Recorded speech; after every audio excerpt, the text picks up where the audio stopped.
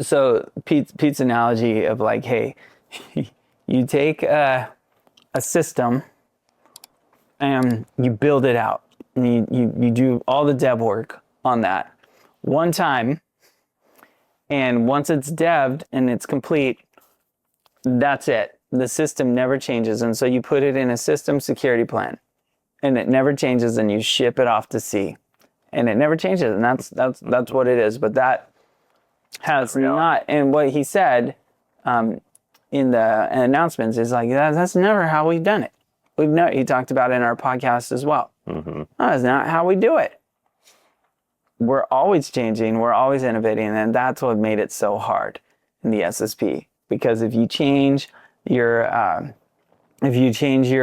identity as a service provider, it's going to show up in 59 different places within the SSP, within the different appendices.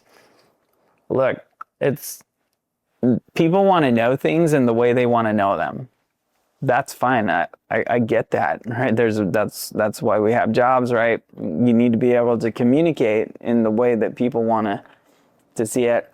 But what FedRAMP, the problem is that FedRAMP was like, okay, everybody wants to see this, and so there's like 800 or so requirements, and just the redundancy, throughout those different requirements with slight nuance caused a lot of friction. Mm-hmm. Right, where you're going to have to, okay, now I have to do it here.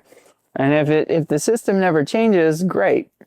But that's not how it is. Even if the system never changed, it's still really hard. Yeah. And it's still like prone to lots of error, lots of QA, because you have to do it manually.